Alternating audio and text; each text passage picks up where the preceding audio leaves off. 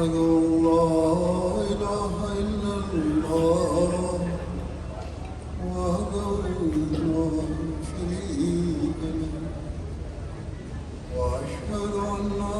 محمدا عبده ورسوله أما بعد فأعوذ بالله من الشيطان الرجيم بسم الله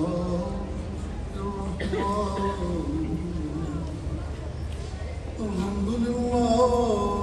رب العالمين الحمد لله رب العالمين اور عبادت کا بہترین طریق اللہ تعالیٰ کے حکم کے مطابق نماز کی ادائیگی ہے،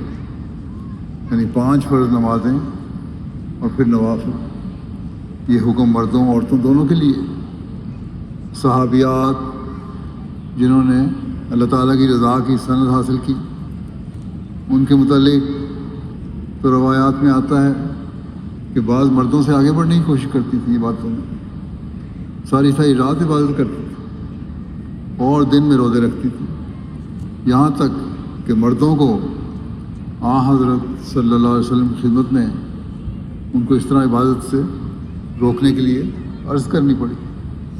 کیونکہ اسلام ہر قسم کے حقوق کی ادائیگی کی تعلیم دیتا ہے۔ بچوں کے بھی حق ہیں، گھر کے بھی حق ہیں، خاوند کے بھی حق ہیں جو ادا کرنے ضروری ہیں۔ اگر دن اور رات اس طرح عبادتوں میں مصروف رہیں تو یہ حقوق ادا نہیں ہو سکتے۔ پھر یہ بھی یاد رکھیں کہ یہ پرانی باتیں نہیں ہیں، اس زمانے میں بھی ایسی عورتیں اللہ تعالیٰ نے حضرت مسیح موعود علیہ السلام کی جماعت کو عطا فرمائی ہیں، جو اپنی عبادتوں کا معیار بلند کرنے والی ہیں۔ بہت ساری مثالیں ہیں اس کی، لیکن اس وقت میں صرف حضرت اماں جان کی مثال دیتا ہوں۔ حضرت اماں جان نصرت جہاں بیگم صاحبہ،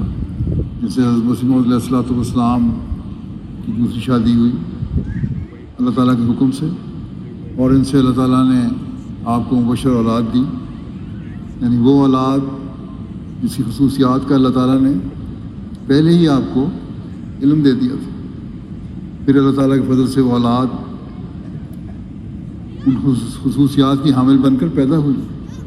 بہرحال اس وقت میں حضرت اماں جان کی عبادت کے معیار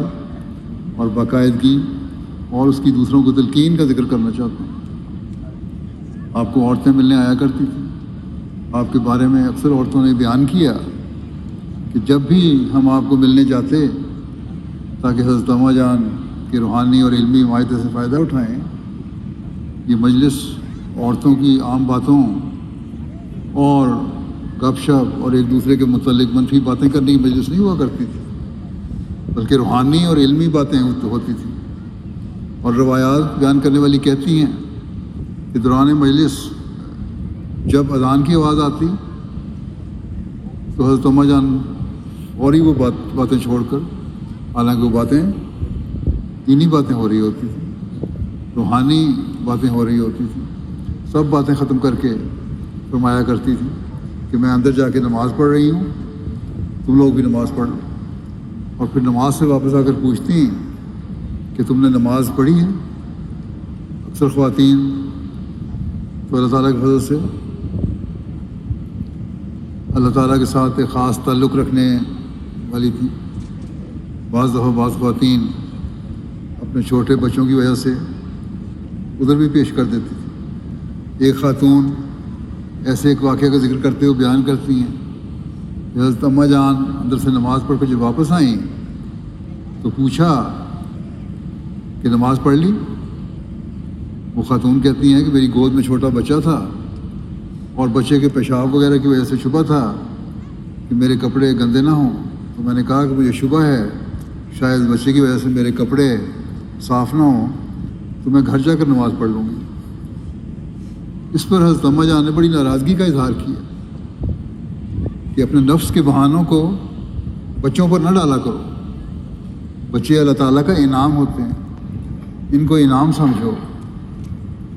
اور انہیں اللہ تعالیٰ کی عبادت میں روک نہ بناؤ۔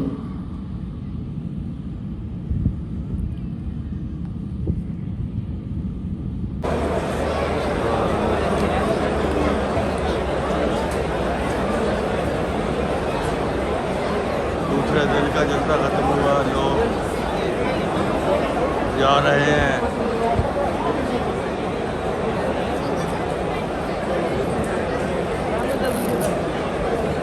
عوام کا جمع غفیر